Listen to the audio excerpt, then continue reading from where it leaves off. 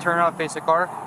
Put your hands behind your back like you're clapping. Put your palms together. I have broken fingers. I have broken pinky. You have broken fingers? I broken pinky. Sorry, it was kind of being uncomfortable. All right, listen. This case begins with what seems like a routine traffic stop, but quickly turns into a much larger investigation. A woman is pulled over based on a vehicle description connected to a reported shoplifting incident. At first, the officer doesn't have full details, just a matching car, a matching description, and a suspicion. But as the conversation unfolds, things start to shift. There are inconsistencies. There are visible items in the vehicle. And there are questions that don't quite line up with the answers being given. And this is where situations like this become critical. Because in cases involving suspected theft, officers rely heavily on observation, timing, and behavior, not just direct evidence in the moment. So here's the key question. Is this just a misunderstanding or the beginning of something much bigger? Because by the end of this encounter, the truth becomes much harder to ignore. Hello. How are you? I was stopping you because this vehicle is possibly involved in shoplifting from Target. So they provided the description very well of the vehicle and description of, you. So, do you have your driver's license with you?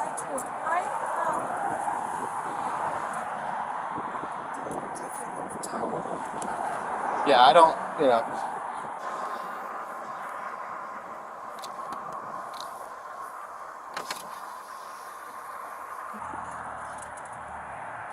All right, thanks. Yeah, so I mean, you essentially know what I know right now. I mean, there's a deputy there that has confirmed it, and they're trying to get all the details hashed out, but they provided a very clear description of the vehicle, which matches this description, and almost an identical tag number. So, just hang out, okay? You don't have any weapons in the vehicle or anything? Okay. All right, I'll be right back.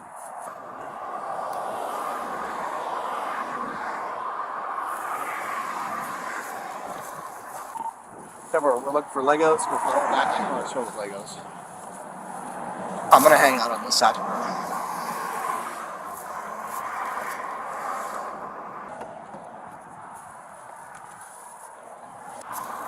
So where are you heading today? Where?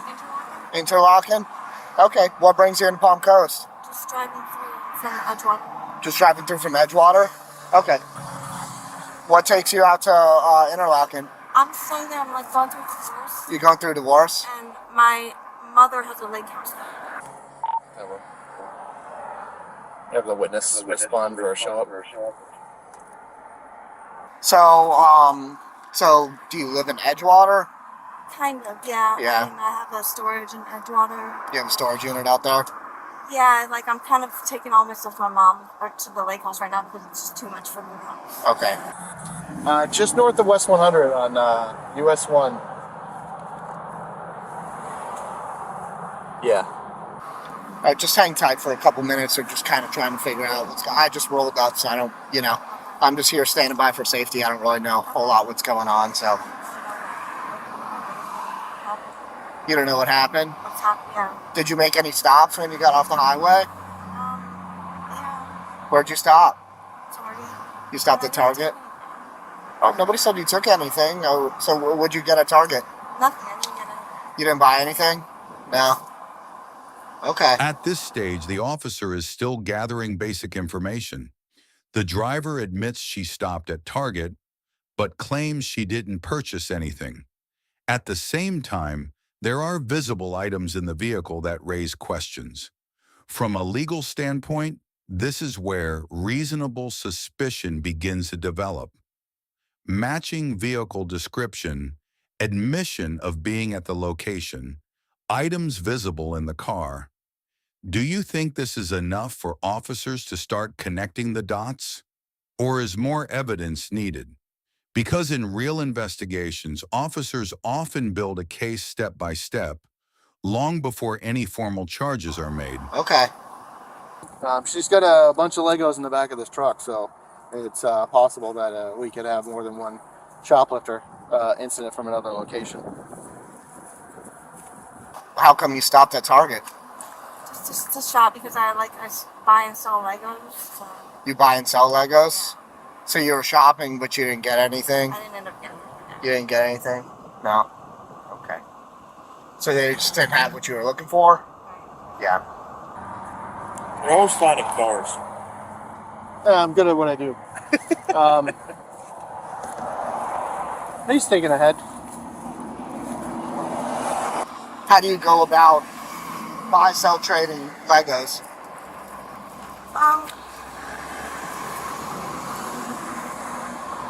Yeah, just like word of mouth. Word of mouth. Word of mouth? Okay.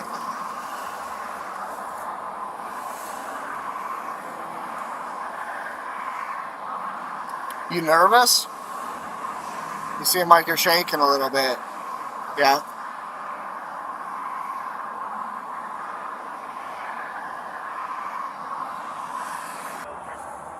You know. Well, they got the property. Yeah, she passed all lines of sale outside. They recovered it outside the store. You know, she's got a bunch of Lego boxes, like Star Wars Legos and all that. I mean, I can see in the back. So it's possible that, according to the store, they're saying that she's been hitting other stores in the state. I'm gonna grab some water, okay? Okay. Any weapons in the car? No.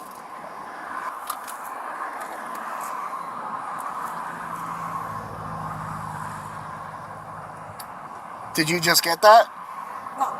No? I had this since yesterday. Do what? I had this since yesterday. You had it since yesterday.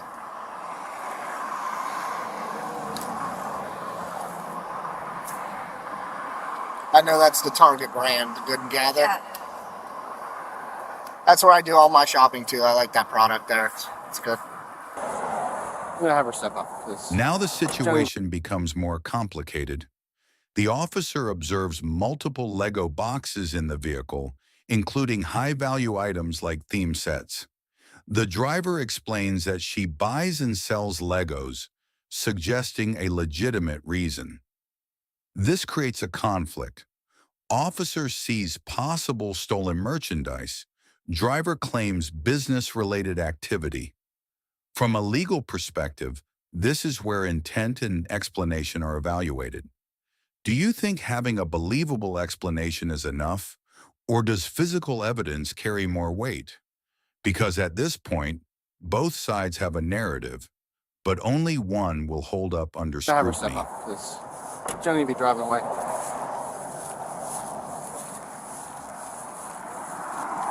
Have her step up. All right, ma'am. I'm just gonna have you step out of the car for me, okay? You could just leave that right on the center console for now. And you can put your phone down just so you don't drop it or anything. You can just leave it on the seat. Okay, you just hang tight right against the car here. Right here. You could just lean right against the car. Is the key still in the ignition? Yeah. Is the car on? I think so. Okay, do you mind if I go turn it off real quick and leave the key on the dash? We just don't want it running off on us.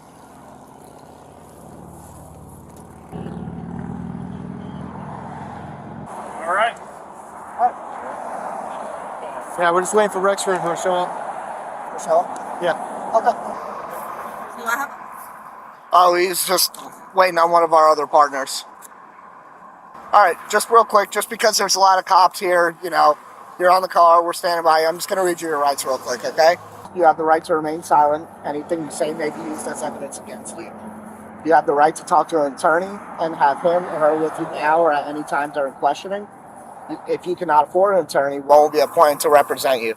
If at any time you wish to stop talking, have an attorney present, all questioning will be stopped at your request. You understand these rights? All right. So you, because before I was asking you if you had any kind of narcotics. Just checking. Do you mind if my partner looks? No. Go.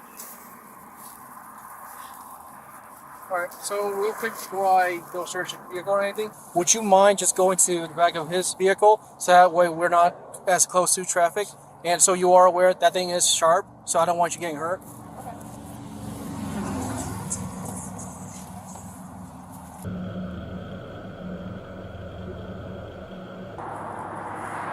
Alright, be careful with your hands. Here the situation shifts from simple questioning to formal procedure. The driver is asked to step out of the vehicle, and shortly after, the officer reads her rights. This is a critical turning point. Once Miranda rights are read, the situation is no longer informal. It has now become a formal investigation. From a legal standpoint, this indicates the officer believes a crime may have occurred. Any statements made from this point forward may be used as evidence. Do most people fully understand how serious this moment is when it happens? Because this is where everything changes. The stakes become higher, the process becomes more structured, and every word now carries legal weight, already higher. It looks like you. Look a lot like you. We're gonna do a show up, and the deputy's gonna bring by the witness that we have, and they're gonna say whether or not whatever they observed was you or not. I didn't take anything from there. Well, I mean, according to them, past all lines of sale, got out of the store, and they recovered the property outside the doors. I was not outside the doors. You can see. Okay. It sounds to me that you have kind of an issue with this stuff, you know, and maybe you should get some help, you know, because this isn't the way to be. I'm having a rough time right now. Honestly, like I'm going through the divorce. My husband's abusive, Yeah. and I'm sorry. Some people that do shoplifting do it for the thrill or they're on hard times. But, you know, it may seem like not a big deal to you, but those big corporations, they just write it off and they end up raising the prices of everything else. So the people who work their butt off to pay for stuff, I end up having to pay more for stuff like that. You know what I mean? My shoplifting bill or shopping bill is more because of theft. I don't think it's fair, you know.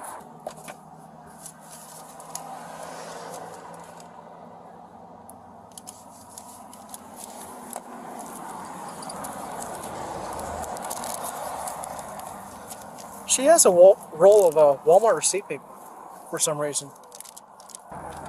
It's not Walmart. 'Cause Survey Walmart has blank. Walmart.com. Really? Yeah. Survey Walmart.com. Okay. Wonder if Walmart has anything on her.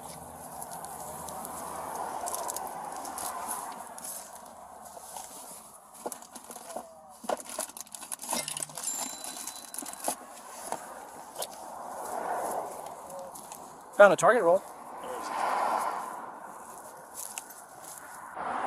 So you're going through some tough times. That's kind of why you're getting caught up in this stuff. Yeah. Yeah. Like financially difficult times. Yeah. My husband is not supporting me at all, and even when we were together, it was really. So are you having to shoplift to provide for your needs, that kind of deal? Huh? Now we reach the most important part of the case. A witness is brought in for identification, a process known as a show-up. This is a powerful investigative tool. If the witness confirms the suspect, it strengthens the case immediately. And that's exactly what happens. The witness identifies her. Do you think eyewitness identification is reliable? Or should more evidence always be required? Because this single moment often determines the direction of the entire case. Huh? Is it basically? I don't want to say too much to you. I'm sorry, I can't. I What? don't really want to say too much to you guys. I don't know. Oh, okay, I see what you're saying. I'm starting to dig up a few things. These are some brand new shoes in a Target bag, no tags. There's a lot of like Target bags are in this compressed like state. Here's a Walmart roll. Here's a Target roll, blank receipt paper. Like, but on the back is the store paper. So I guess explain to me like, I mean, you had these items, and according, you know, it's your word versus theirs, right? Because they're saying something. Explain to me what happened. How did it all go down? I was pushing a car out of the store, and they said they stopped me, and I just walked away. Where'd they stop you? In the vestibule, the door vestibule. You mean like the main doors to the store? All right, so you weren't like in the parking lot going to your, but you were heading out and they stopped you before you could get out? Yeah. What's that? Yeah. Okay. Yeah, he needs to just be driving by. Okay. Yeah. So just let us know on LE3, yay or nay. Also, have your guy contact other LPs for other targets because we're finding a lot more merchandise. Okay. But do your thing. Ever stand just by the back of your vehicle, if you could stand over there, please.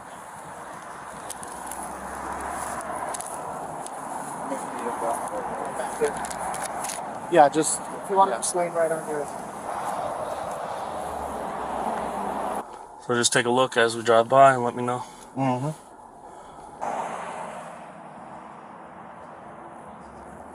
That's her. Okay. Stand up, turn around, face the car. Put your hands behind your back like you're clapping. Put your palms together. I have broken fingers. I have broken pinky. You have broken fingers? I broken pinky, so it was kind of being uncomfortable. All right, listen. You've been cooperative. I'm trying to take it easy on your hand here.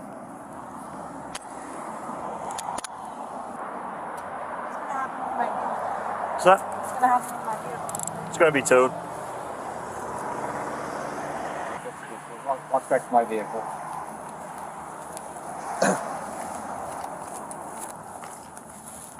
As the investigation comes to a close, several key elements begin to align.